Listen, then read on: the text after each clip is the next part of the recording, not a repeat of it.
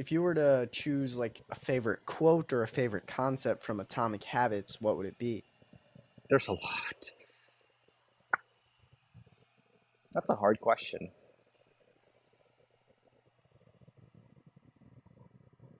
I guess it's not like one quote, Mm, but it's the theme of the book. Small changes lead to big transformations. yeah, yeah, that's a good one. It's like you might not always like let's say someone's trying to learn how to do something, even if they're doing becoming even a half a percent better than yesterday. It's like it might seem so small, but it's like time zooms by, and if you just kept that going, you're going to be exponentially way farther than you would have been if you never started taking those small changes. And it's like Yep. you can't expect to make a huge change in one day. That'd be exhausting and not practical.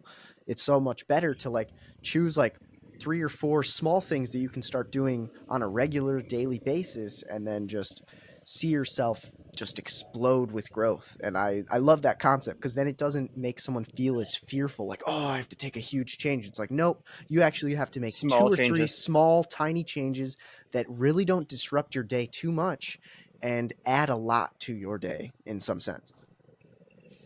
Yep. That's very important. And funny that you said that because there's actually a concept that James Clear describes called the valley of disappointment. So Mm, for all the viewers that are like aren't mathy, exponential growth is essentially growth that builds off of each other. So when you grow 1% every day, the amount you actually grow each day increases because it compound. So it compounds, and so for today it compounds. 1% of 100 is 101. 1% of yep. 101 is 102.1, and Yep. so on. So the growth actually Exactly. increases. The amount of growth increases every day, but you're not going to see that initially. So it's going to be like, if it's going to start flat and it's going to blow up. Yeah. Now, what people expect growth to be is linear trend. Oh, for sure.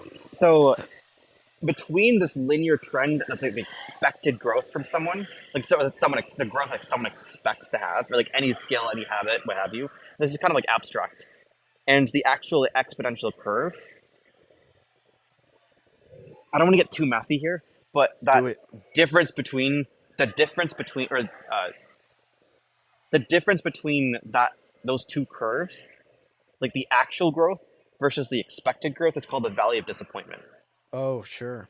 Yeah, and like the area between those two curves is like the amount of disappointment you have to face. Dang, that's true. And Yeah.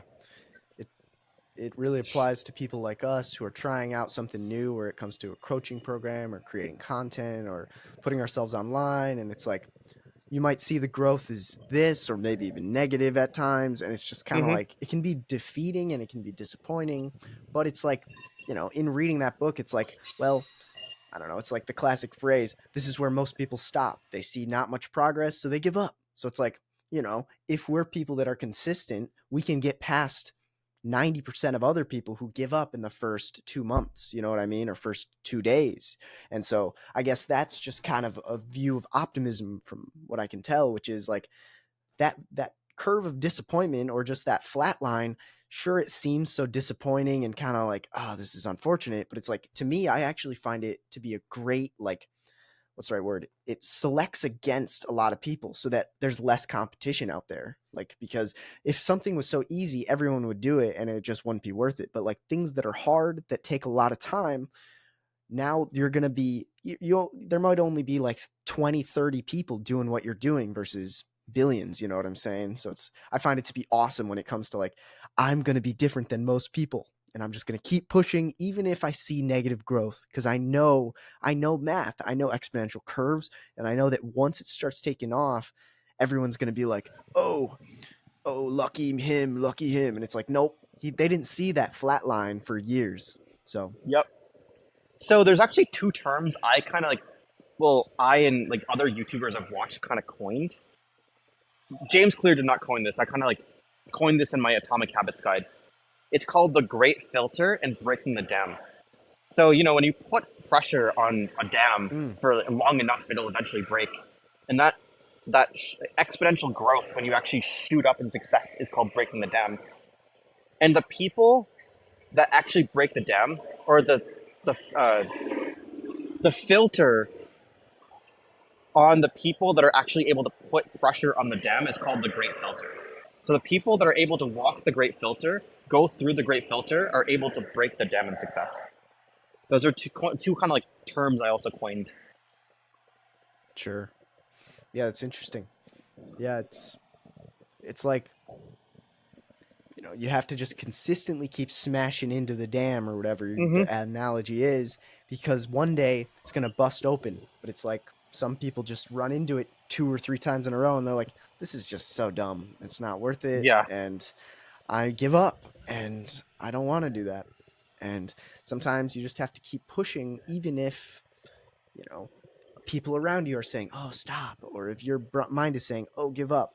So yeah, I love this book because it's like, it just highlights the importance of being consistent no matter what, no matter your mood, no matter your current life scenario. Life doesn't care if your dog died. Life doesn't care if you are feeling sleepy or didn't get enough sleep.